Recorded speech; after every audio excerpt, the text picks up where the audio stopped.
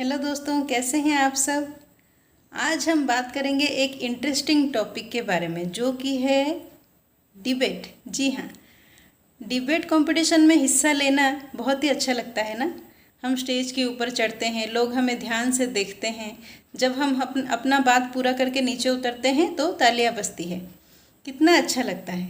Debate competition में participate करने का सिर्फ एक ही मकसद नहीं होता है कि हम प्राइज ले आएँ, कुछ विनर हो, फर्स्ट सेकंड थर्ड आए, ऐसा नहीं है। उसमें पार्टिसिपेट करने से हमारा जो पर्सनालिटी है प्लस कॉन्फिडेंस है वो बेहतर होता है। हम अपनी बात रखना सीखते हैं। तो चलिए आज हम बात करते हैं कुछ ऐसे टिप्स के बारे में जिनको अपनाकर आप भी अपने डिबेट कंपटीशन में अच्छे मार्क्स स्कोर कर सकते हैं। तो चलिए बात करते हैं टिप नंबर 1। जी हाँ, टिप नंबर 1 ये है कि आपका कॉन्फिडेंस क्या है।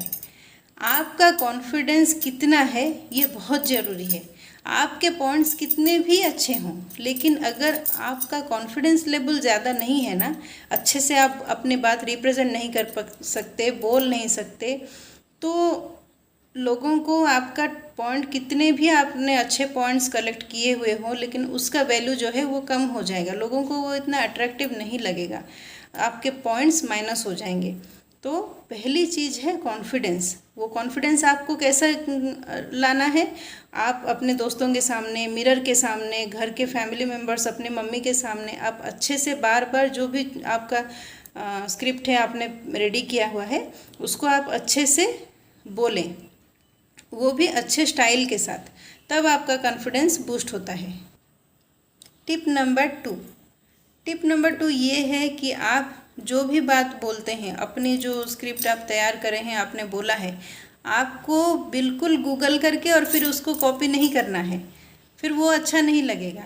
आप दूसरे सोर्स के हेल्प लीजिए, बेशक लीजिए, लेकिन अपना जो स्टाइल है, अपने दिमाग में आप में क्या है, आपका नज़रिया क्या है, आपका पॉइंट ऑफ व्यू क्या है, वो आपको ज़रूर देना है। वो आप मिलाकर अगर रिप्रेजेंट करेंगे तो आपका जो स्क्रिप्ट का, डिबेट का जो वैल्यू है वो बढ़ जाता है, उसका वजन बढ़ेगा। आप अच्छे से बिल्कुल अपना जो व्यू है प्लस दूसरे सोर्स के मदद से आप एक अच्छा स्क्रिप्ट तैयार करना है आपको।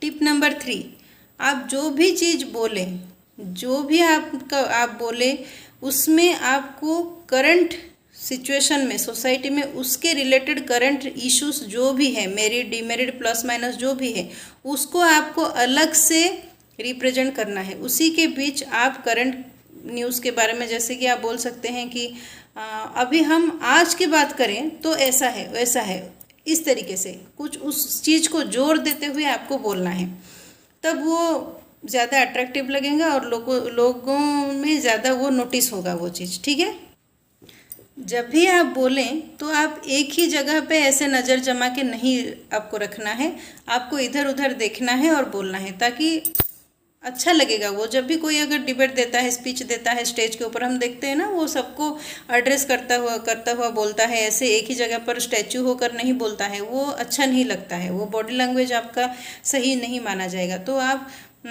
हर किसी को देखते हुए, ऐसे ऐसे देखते हुए और फिर अपनी बात कॉन्फिडेंस से बोलते रहे, लेकिन किसी की आंखों में नहीं देखना है। आपको तो पता ही होता है क्लासमेट्स कैसे होते हैं, हंसा देंगे, फिर आपकी हंसी छूट जाएगी, वो फिर सही नहीं रहेगा। आपको क्या करना है, दीवार पे देखना है। ऐसे लोग बैठे हुए होंगे तो सामने जो दीवार है उस पे देखना है और इधर उधर ऐसे देखते हुए बोलना है, ताकि लोगों को लगे कि आप लोगों को देखकर बोल रहे हैं, लेकिन असल में आप दीवार को देखते हुए बोलते होंगे और आपका काम भी हो जाएगा। टिप नंबर 4, आप जब भी अपनी बात रिप्रेजेंट कर रहे हैं उस समय बीच में आप ऑडियंस को क्वेश्चन थ्रू कीजिए। उनसे आंसर्स नहीं लेना है, बस क्वेश्चन थ्रू करने हैं। कि मान लीजिए आपने कुछ बोला तो आप ऐसे बोल सकते हैं कि आपको क्या लगता है, क्या आप मेरी इस बात से सहमत हैं, क्या ये चीज़ उचित है। इस तरीके से आप बोलिए, इससे उनका जो ध्यान है आपकी तरफ खींचेगा। टिप नंबर 5, आप जो भी चीज़ बोले, आप जो भी पॉइंट्स आपने बोला, आपने इंट्रोडक्शन दिया, बीच में उसका बोला, फिर आपको कंक्लूजन देना है।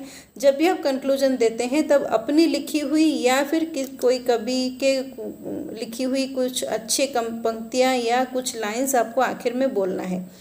तो उससे आपका जो डिबेट का जो भी स्क्रिप्ट है वो एक अच्छी एंडिंग को रिप्रेजेंट करेगा। मान लीजिए आप नारी शक्ति के बारे में, नारी सशक्तिकरण के बारे में कुछ बोल रहे हैं, तो आपको अंत में ऐसे बोलना है, सशक्त नारी सशक्त भारत, इस तरीके से। या फिर कोई और स्लोगन, जत्र नार्यस्तु पूज्यन्ते रम्यन्ते तत्र देवता, इस तरीके से कुछ भी एक आखिर में आपको एक बढ़िया सा कंक्लूजन पॉइंट देना है। ठीक है, इन सब चीज़ों को अगर आप फॉलो करते हैं तो ज़रूर ही डिबेट कंपटीशन में आपके भी अच्छे पॉइंट्स हो सकते हैं। ठीक है, मिलते हैं अगले वीडियो में। राधे राधे।